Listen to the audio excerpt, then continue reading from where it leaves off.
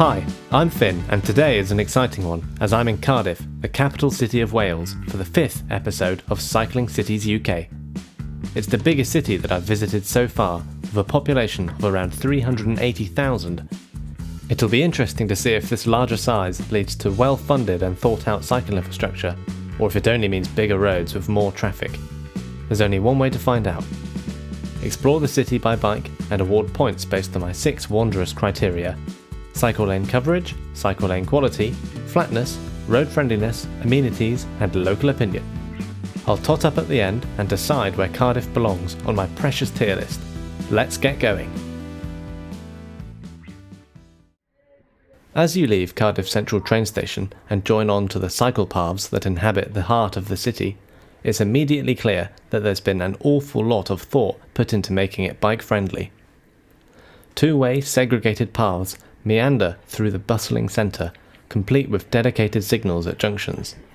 It's honestly a gargantuan step up compared with all of the other city centres I've seen in this series. Cruising around the centre, there seems to be a path to welcome me at every turn, which results in a confidence-inspiring ride. This is how cycling in a city centre should be.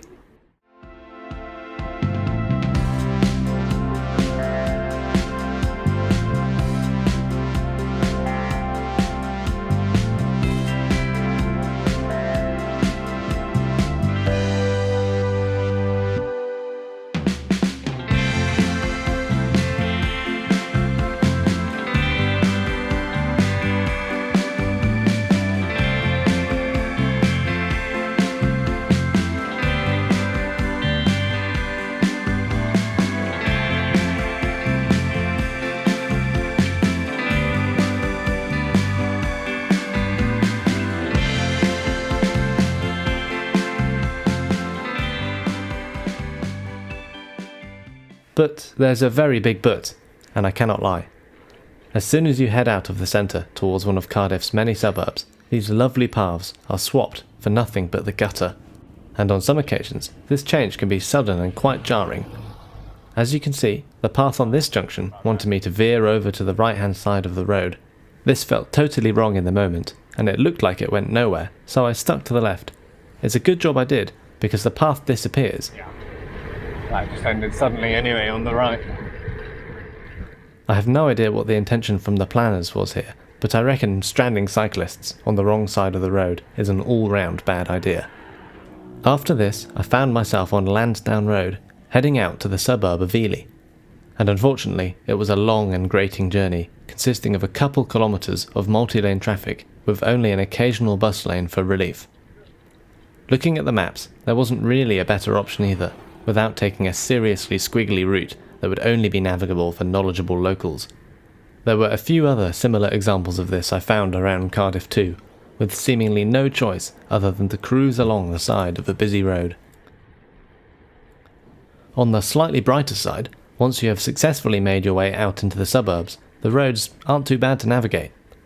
Yes, it's true there are no cycle lanes worth discussion, but there are plenty of 20-mile-an-hour zones, and I've got to say, much like Newport, the roads seemed oddly quieter than most places I've visited. All this leads to a relatively friendly suburban road network, albeit with questionable surfaces on occasion, such as this bit on screen in Ely. Getting even brighter now, I headed to the river Taff. If there's one big pattern that I've noticed so far making this series, it's that having a bloody big river going through a city is usually an immediate win for cycling and walking infrastructure. We're talking flat, often long-distance paths with nice surroundings, and Cardiff is maybe the best example of this so far. The River Taff, and the paths which grace its banks, snake through the city, dividing it, and they stretch well beyond the northern borders of the city too. It provides a super handy connection for cyclists and walkers from the northwest to the south, complete with smooth and wide surface all the way along. I was here on a decent October morning, and the autumn colours really make the background shine.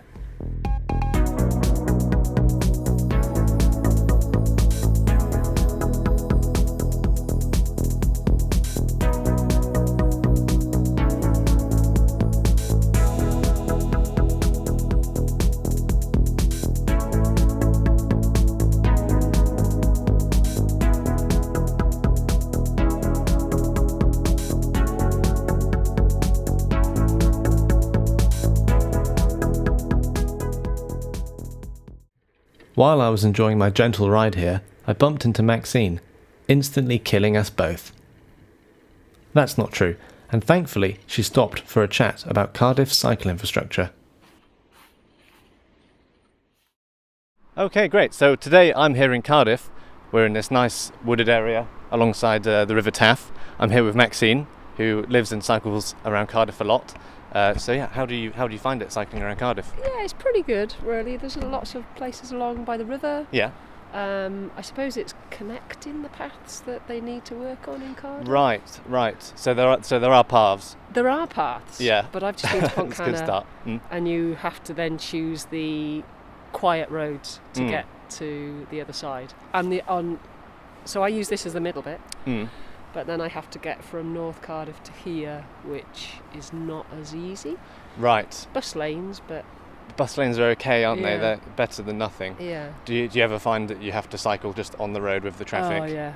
With nothing at all? Yeah. Okay, that's not great then. No, it's not great. And you obviously have to be careful of the car doors, having been knocked Yeah. off a couple of times. What, with a car door? Yeah. Oh, I've never had that, but Yeah. I've always been scared of it. Yeah. You were okay though? Yeah. I was okay. Concussion. Ooh. And things, but Okay. Yeah, a long time ago, but it's still. Okay. stays Well, clearly it okay. hasn't put you No. off completely. No, That's no. good. Okay, so if there's a best bit of cycling in Cardiff, what would you say it is? Is it River Taff? The Yeah. Taff Trail is amazing. It is really good. Yeah. So yeah, you can get all the way to Llandaff. Yeah. And into the city, and then around the city you can go right around the bay. So it's all safe. It's all trails. So Yeah. that is brilliant. Amazing. Yeah, really good. Yeah. And if there's a worse bit, then would it be the bits where you're spat out onto it is the road? The connections between all the paths, I guess, which I think is something they are working on. Yeah. Yeah. And so most of the time, would you say that Cardiff allows you to use your bike as a safe and effective mode of transport? Yeah, most of the time. Most of the time. Yeah, you probably have to come into the city and then go out the other side on cycle paths. I'm not sure how many cycle paths there are sort of the other side of the city, because I never come into the city, and maybe around the bay. That's brilliant. But I'm really wary, obviously, of cycling on the roads. Yes. Yeah, I course. wouldn't want to cycle on the roads unless it was a quiet road. No. So yeah, if it does spit you out onto an A road, you just don't. Do you get off and walk, or to find a different way, long way around? I find a different way. Yeah. Yeah. Okay. Yeah. Great. So one last question then. Okay. If you had to rate Cardiff's cycle infrastructure out of 5, what would you give it? Maybe a 3.5. 3.5. Yeah. Not bad then. Yeah. Great. Well, clearly, it's good enough to get you out using your bike as the main mode of transport, which is good to see. Right. Yeah, it is. Yeah, good. Nice. Okay, thanks. Great. Thanks very much, Maxine. Okay, thank you. Have a good one. After chatting to Maxine, I enjoyed another dose of the amazing central paths of Cardiff, this time heading northwards. Just like in the west of the city, the paths disappeared the moment the tall shiny buildings were behind me. From here, it was mostly 20-mile-an-hour speed limit roads that guided me, although the traffic often moved even slower than this, allowing me to keep up with the traffic and easily avoid any hairy overtakes. One nice but small section of path I found along the way was on Wellfield Road. 2 lanes and segregated from traffic, just like the centre. Nice, but isolated. Right after this was something else to metaphorically deflate your tyres. A rather big hill. Not the worst one ever, but still, its gradient lasted for a while, and it may well discourage people from commuting this route.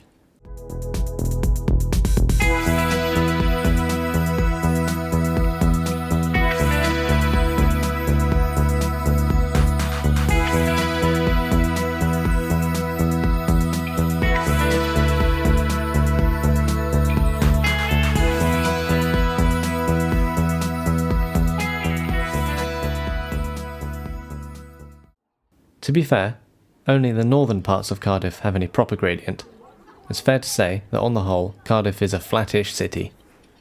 My destination on this northward journey was of course the suburb of Llandern. It first enticed me because it shows up on Google Maps as a spider's web of cycle paths. Great, I thought. Maybe it'll be a cycling paradise like Warndon in Worcester. Sadly, it was a massive, massive disappointment. Paths do indeed crisscross the area, but dilapidated is really the only word to describe them. A horrible surface, no signposting, and there are these horrible gates that force you to come almost to a standstill every few hundred metres. The jewel in this crown of disappointment was this staircase, something that is never welcome on a cycle path. I probably wouldn't have even thought bikes were allowed here if I didn't know otherwise. And maybe they aren't. Google Maps could be wrong here. Heading back to the centre on yet more cycle infrastructureless roads, I realised that I hadn't seen any hire bikes all day. And there's a good reason for that, because there aren't any. It did have a hire scheme run by Nextbike, but was abandoned in 2023. Apparently one will return next year, which sounds good, but I've got to review what I saw on the day. And what I saw was no cycle hire and no public service stations, which is a bit of a shame, but to be fair, not the biggest deal in the world. At least there is very thorough coverage of cycle parking, and also a nice selection of bike shops too. 12 I think, which makes 30,000 people per bike shop, which is probably alright, I should think. What I do know is that there's one seriously cool bit of cycle infrastructure left to talk about. The Bay Trail Walk. As you can guess by its name, it's on the coast, and it bridges right across the bay, forming what looks to be a super useful link to the town of Penarth. It's totally segregated from cars, with cyclists and walkers both having plenty of their own space. What's most special about it is its unique surroundings, which gives it a feeling of being right out in the sea, with the breeze, distant islands and gulls. Super cool, and I imagine on sunny weekends this area must be buzzing with people enjoying it. So, it's a super route for both commuters and leisure riders.